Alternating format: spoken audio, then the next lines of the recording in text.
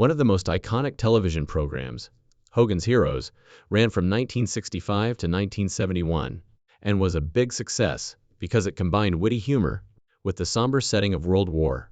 The second, Hogan's Heroes is much more than simply its plot and cast of oddball characters, though there were some quite startling facts concealed behind the scenes of this huge triumph.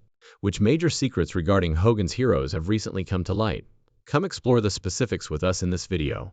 Unknown facts about the true sources of Hogan's Heroes inspiration. The first scene of Hogan's Heroes was not set during World War II. Actually, the initial plan called for the scene to be set in a domestic American prison. However, when the show's creators, Bernard Fine and Albert S. Ruddy, learned that NBC was already working on a series called Campo 44, which was set in an Italian prison camp during World War II, they promptly abandoned that concept.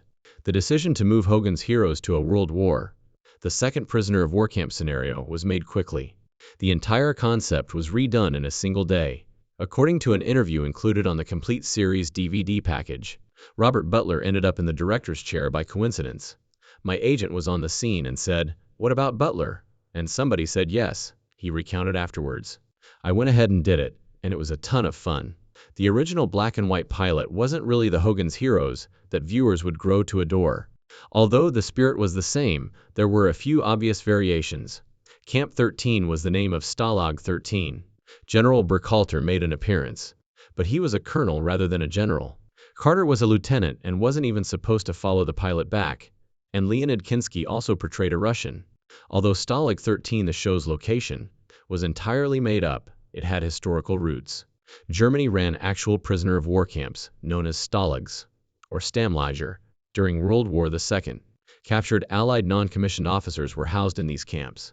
The concept was based on genuine locations, even though Stalag 13, as it was depicted in the anime, didn't exist. By creating a fictional version, the authors were able to freely combine humor and wartime themes, creating a distinctive and captivating fusion of history and comedy. Kinsky decided against carrying on with the series. He chose not to participate because he felt uneasy performing a comedy about Nazis. Not only that, but co-creator Albert Ruddy also retreated after the pilot because he didn't want to be bound by a television deal. Following the completion of those preliminary choices, the series' cast, tone, and music needed to be finalized. Playwrights Donald Bevan and Edmund Trasinski wrote Stalag 17, a 1953 film that told the experience of life in a world war. The second prisoner of war camp, before Hogan's Heroes had broadcast. They weren't pleased when Hogan's Heroes was out. They filed a lawsuit against Bing Crosby, the show's producer, for stealing their ideas. The matter proceeded to trial. In fact, a jury decided in favor of the writers, but the judge overturned that decision. His logic? The two pieces have entirely distinct tones.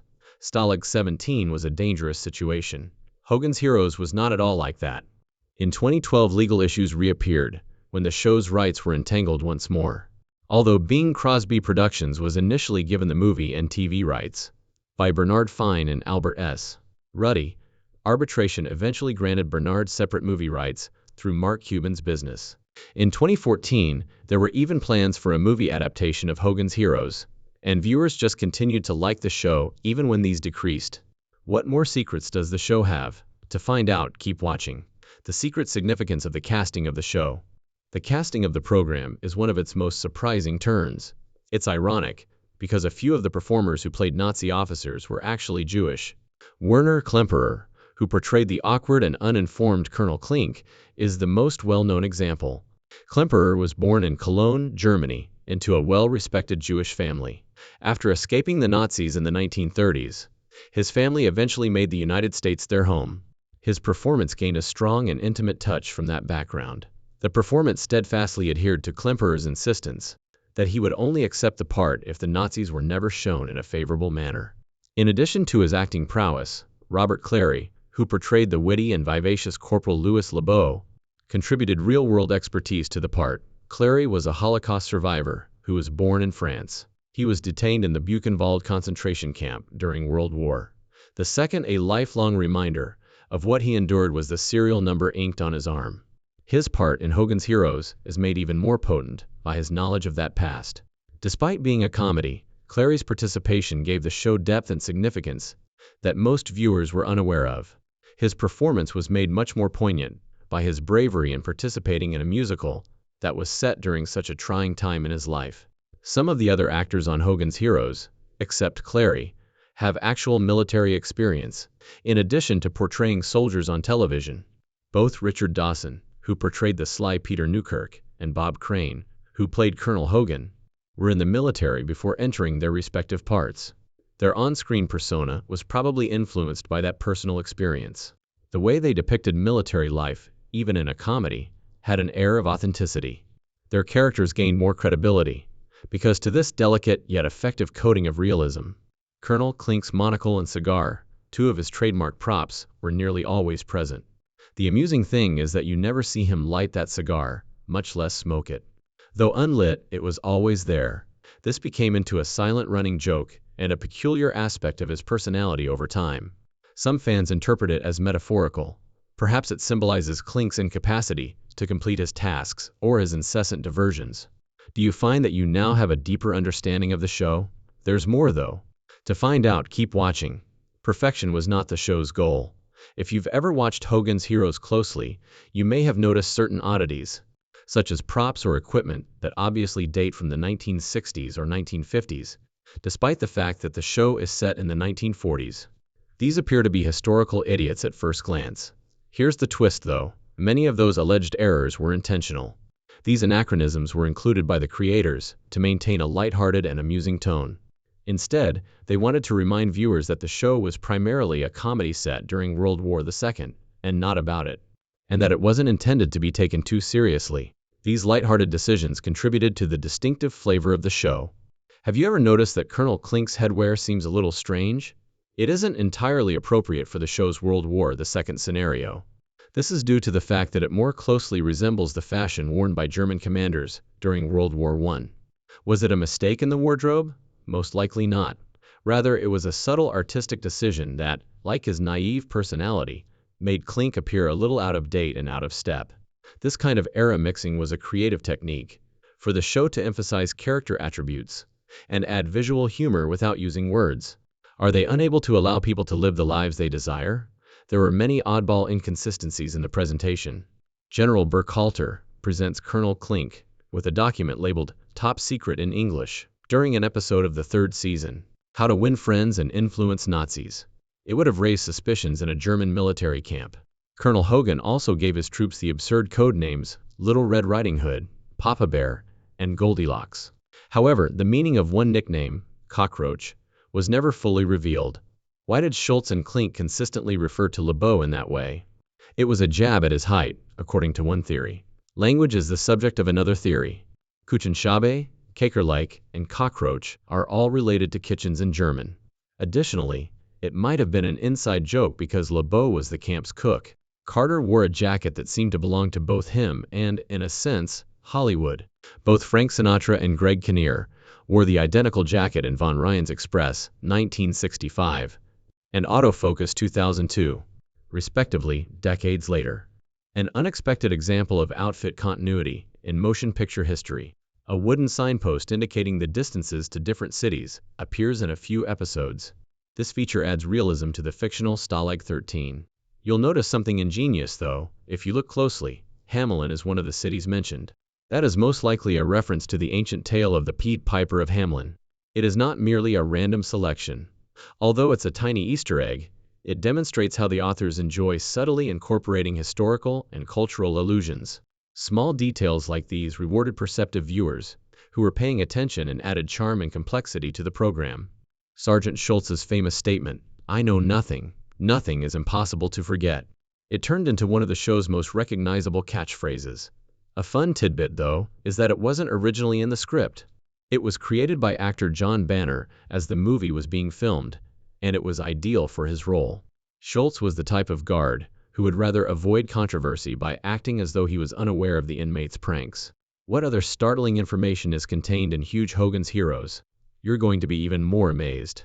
Continue to observe the real Colonel Hogan's secrets. He is simply known to most fans as Colonel Hogan, the self-assured and witty head of the POW crew. However, what is his complete name? In reality, it's Robert Edward Hogan. Even while you won't hear it frequently during the series, it is completely on purpose. Soldiers are typically referred to by their rank or last name, just like in actual military life. This strategy did more than merely adhere to procedure, it strengthened the military backdrop of the show's realism.